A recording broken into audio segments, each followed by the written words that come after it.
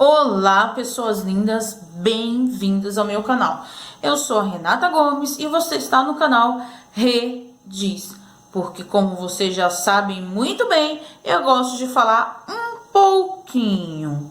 Então, como eu prometi para vocês no último vídeo, eu vim aqui agora contar para vocês a história que me levou a dormir coberta dos pés à cabeça, não importasse o calor que estava fazendo, eu pingava de suor, mas eu não dormia se eu não estivesse coberta dos pés à cabeça. Então vamos lá à história de hoje. Eu conheci uma menina na minha época de escola do fundamental, entre meus 8, 9 anos, e nós nos tornamos muito amigas. Agora eu não consigo me recordar o nome dela, mas o que importa é a história que ela me proporcionou. Uma vez nós estávamos conversando, eu e ela, e eu sempre tive muito medo de mal assombro, e nós estávamos falando sobre isso, porque eu não sei porque as pessoas que têm medo dessas coisas gostam de conversar, gostam de saber histórias desse tipo de assunto. Se você tem medo, não fica perguntando, não fica querendo ouvir histórias de terror. Se põe no seu lugar de pessoa medrosa. Mas não, eu não me colocava no meu lugar de pessoa medrosa. E lá vinha alguém querendo contar alguma dessas histórias, que viu um fantasma, que isso, que aquilo. Quem é que tava lá de orelhinha em pé e o olhinho bem arregalado para ouvir? Eu. Depois eu dormia à noite? Não. Mas que eu queria ouvir, eu queria ouvir. Então, vamos lá.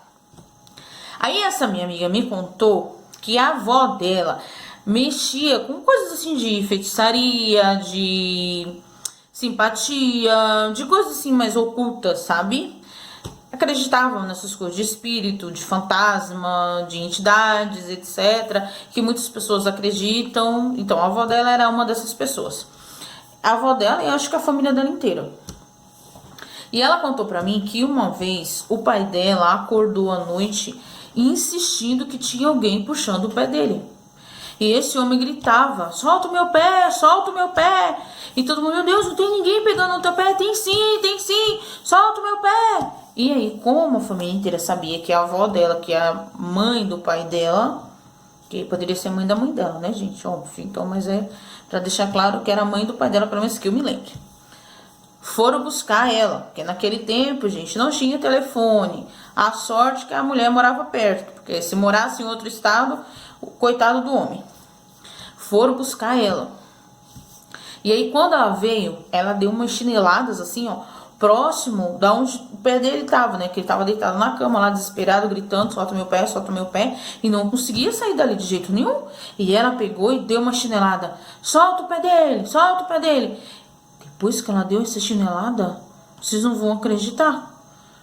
O homem disse que tinham soltado o pé dele. E aí, a minha amiga me contou essa história. Desde o dia que ela me contou, por muitos e muitos anos, eu acho que até a minha idade adulta, nunca mais eu dormi com os meus pés descobertos.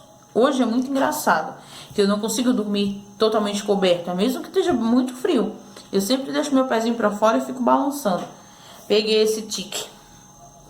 Mas por muitos longos anos, minha gente, podia estar o calor de rachar o coco.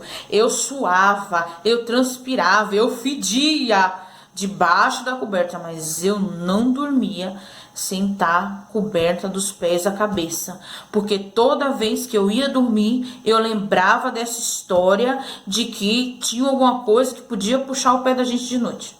Com coisa que, se essa coisa que puxava o pé da pessoa de noite, se conseguia pegar no pé, não ia conseguir levantar o cobertor para pegar o meu pé, gente. Não sei o que se passa na cabeça de criança e até de algum adulto, os adolescentes, de achar que lençol vai proteger a gente de alguma coisa. Se Deus não proteger a gente, meu filho, lençol não vai te salvar de nada não, porque quem tem medo de fantasma acredita que ele atravessa a parede e não vai atravessar um lençolzinho. Mas olha, muitos e muitos e muitos e muitos anos.